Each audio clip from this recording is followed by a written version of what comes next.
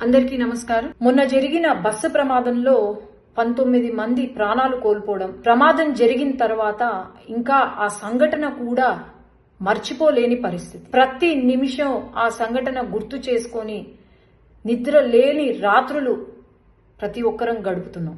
ప్రపంచం మొత్తము, దేశం మొత్తం కూడా ఇంకా బాధలో ఉంటే అప్పుడే ఎప్పుడులానే మరి సాక్షి న్యూస్ పేపర్, సాక్షి న్యూస్ వాళ్ళు శవ రాజకీయాలు, రాబందుల మాదిరే వాలి శవ రాజకీయాలు చేయడము మొదలుపెట్టారు.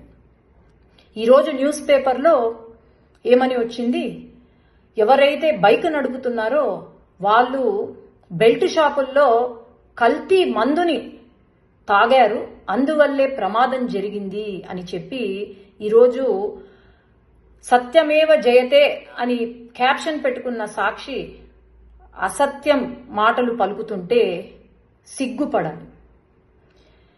ఏమన్నారండి, బెల్ట్ షాపులో పర్చేస్ చేశారు, అది మిడ్ నైట్ అంటే 12 దాటిన తర్వాత 2:30-3 గంటలకు మద్యము, కల్తీ మద్యాన్ని కొన్నారు, అందుకే ఈ యాక్సిడెంట్ జరిగింది అని చెప్పి నిజ నిజాలు తెలుసుకొని ఒక సాక్షి న్యూస్ పేపర్ కానీ న్యూస్ ఛానల్ని కానీ ఒక మహిళను అడుగుతుంది, భారతమ్మ నేను మీకు ఒకటే చెప్పేది, మీరు నిజంగా రాజకీయాల్లో ముందుకు రావాలి అని అనుకుంటే నిజం చూపియండి, కానీ అసత్యం చూపించొద్దండి.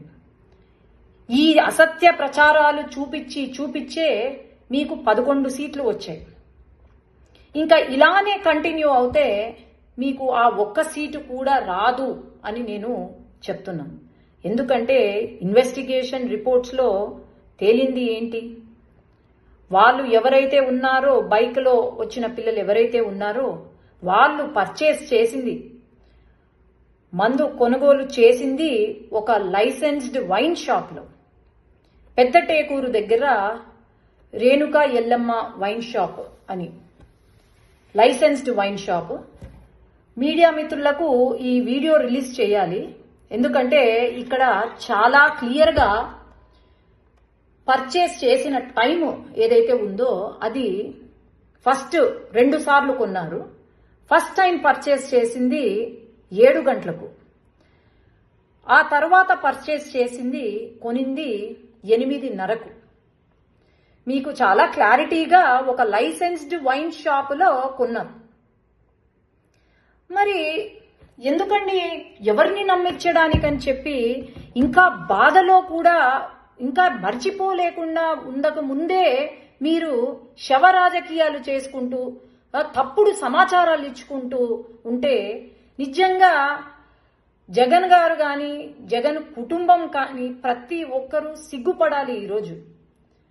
ఎందుకంటే మీరు అంత మొత్తం ప్రపంచం మొత్తం, దేశం మొత్తం ఇంకా మర్చిపోలేకుండా బాధపడుతూ ఉంటే మీరు ఇలాంటి రాజకీయాలు చేస్తున్నారంటే మరి మీరు ఎంత స్థితికి దిగజారిపోయారు అని నేను అడుగుతున్నాను. వాస్తవాలు చూపించండి, అంతేకాని ఇలా మీరు తప్పుదోవ పట్టించేలాగా విలువలు లేని రాజకీయాలు చేస్తే మాత్రము ఎవ్వరూ కూడా ఊరుకోరు అని నేను తెలియజేస్తున్నాను.